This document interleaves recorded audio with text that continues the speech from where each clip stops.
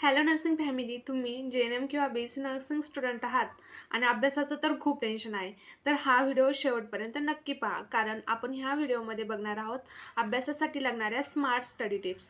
तर त्यामध्ये मी तुम्हाला सर्वप्रथम सांगेल की ज्यावेळेस तुम्ही स्टडी करायला सुरुवात करत आहेत, तर त्यावेळेस तुमच्याकडे सिलेबस कॉपी पाहिजे.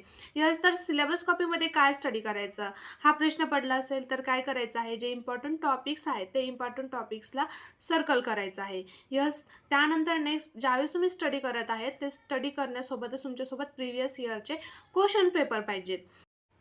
येस, मी यानंतर तुम्हाला सांगणार आहे 60-40चा फॉर्म्युला. तर हा 60-40चा फॉर्म्युला काय आहे, की जो 60% टाईम हा जे इम्पॉर्टंट टॉपिक्स आहेत त्यांना द्यायचा आहे आणि 40% टाईम हा राहिलेल्या सिलेबसला द्यायचा आहे. येस, यानंतर मी तुम्हाला नेक्स्ट सांगणार आहे, की डेली प्रॅक्टिस.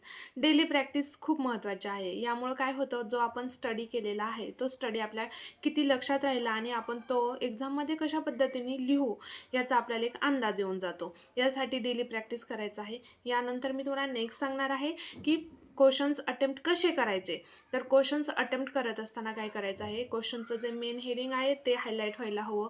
त्यानंतर जे सब हेडिंग आहे ते हायलाईट व्हायला हवं. त्यानंतर क्वेश्चन्सच्या जे आपण आन्सर लिहिलेला आहे त्यामध्ये काही कीवर्ड्स असतात, तर ते कीवर्ड्सला अंडरलाईन करायला विसरायचं नाही. यस, त्यानंतर मी तुम्हाला नेक्स्ट सांगणार आहे, ज्यावेळेस तुम्ही ॲनाटॉमी किंवा फिजिओलॉजीचा पेपर सॉल्व करत आहेत, तर यामध्ये डायग्राम्स काढायला आणि त्यांना लेबलिंग करायला विसरायचं नाही. यामुळं काय होतं, छान मार्क्स पडतात आपल्याला आणि आपले मार्क्स इम्प्रूव्हमेंटसाठी पण ह्याची हेल्प होते.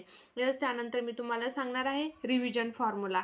तर हा रिव्हिजन फॉर्म्युला काय आहे, डे 1, डे 3 अँड डे 7. तर काय करायचं आहे, डे 1, डे 2ला जो तुम्ही स्टडी केलेला आहे तो स्टडी 3rd डेला रिवाईज करायचा आहे. यस, त्यानंतर नेक्स्ट काय करायचं आहे, day 1, day 2, day 3, day 4, day 5, day 6ला जो स्टडी केलेला आहे त्याचं फायनल रिव्हिजन हे 7 डेला व्हायला हवंच. असेच एक्झाम ओरिएंटेड व्हिडिओज पाहण्यासाठी आजच चॅनलला सबस्क्राईब करा आणि हा व्हिडिओ उपयोगी वाटला असेल तर नक्कीच तुमच्या नर्सिंग फ्रेंडसोबत शेअर करा. धन्यवाद.